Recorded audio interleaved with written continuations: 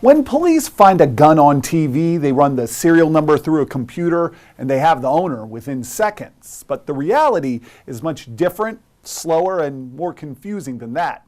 That's because decades-old laws limit the technology federal agents can use to trace guns. If that doesn't make sense to you, you're not the only one. The privacy rights of the gun owner have trumped my right not to get shot in the head. David Chipman spent 25 years as a special agent for the Bureau of Alcohol, Tobacco, Firearms, and Explosives, overseeing all the ATF's firearms programs. He now works as a senior policy advisor at the gun control group Giffords, and he says it was only after he left the Bureau that he could speak openly about the challenges the agency faces with one of its most important responsibilities: tracing guns. When you see the tracing center and how difficult it is for, patriots to do their job, that isn't accidental. That's been set up that way, and that's what makes it so frustrating for the people who are not just trying to solve gun crime, but prevent it from ever happening in the first place. We wanted to see what had Chipman so upset, so we traveled to the ATF's National Tracing Center in Martinsburg, West Virginia, where analysts trace hundreds of thousands of guns every year. They could trace even more, but there's no Hollywood here. The tracing center is more archived than efficient, a facility filled with roughly 700 million documents. That's right, 700 million, stuffed in shipping containers, stacked in boxes, all records of gun sales that date back decades.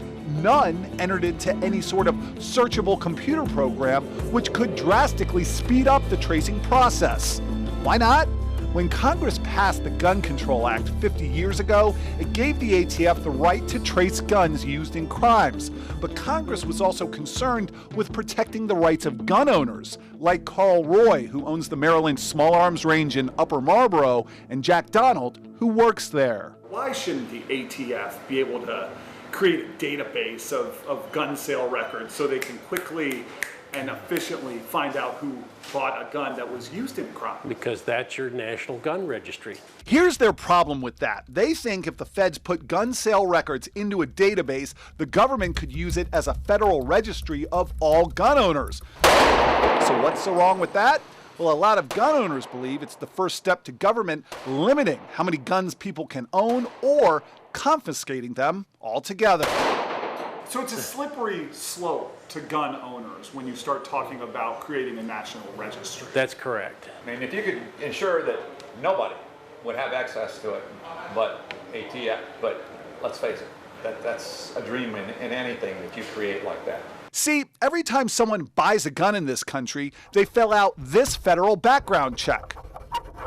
Sensitive to the Big Brother perception, lawmakers limit what the ATF can do with those forms, including prohibiting the ATF from entering them in the kind of computerized database many gun owners oppose.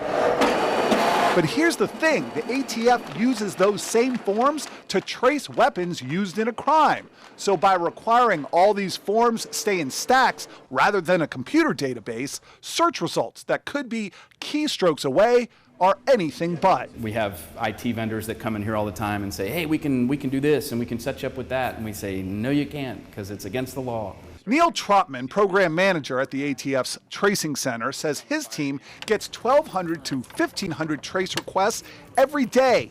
That's around one every minute of the day.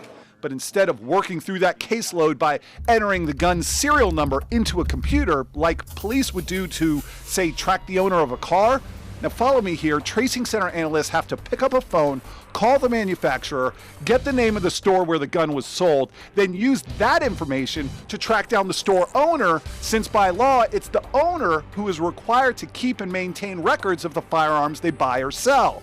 So once the ATF finally reaches the gun store owner, they can finally figure out who originally bought that gun that they're tracing. But what if the store where the gun was purchased has gone out of business? Well, that's where all these boxes come in. Here's his firearms acquisition and disposition record. When a gun store closes, the owner is required to send all its federal gun sale records here. In addition to the 700 million documents the center already has in-house, roughly 2 million new records arrive every month, creating even more work for a staff of 350 already stretched thin. If a gun dealer has their records in an Excel spreadsheet and they send it to the tracing center, ATF has to immediately take that spreadsheet and dumb it down so that it can't be queried through a computer. That is insane.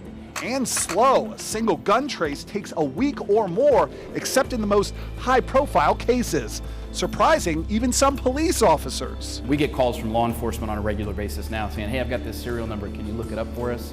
And the answer is no, that's not at all how it works. I don't see where it's going to. But Roy doesn't even think a gun sales database would help law enforcement achieve their ultimate goal, finding the person who pulled the trigger in a crime. But very seldom do you get people that go out and go through the entire registration process and go commit a crime and leave the gun behind. But to David Chipman, it's law enforcement being left behind instead. Why do we make it so hard for cops to solve crime? I'm doing good. Can you help me with the gun trace? So do states do things the same way? You know, Leslie, some states do things differently. State gun laws can be more strict than federal gun laws. So in Maryland, the state does enter gun records into a computer database, which can be searched. But again, those records are only for guns purchased in Maryland and not, say, Virginia, Leslie. All right, you've given us a lot to think about. Eric, thanks for your reporting.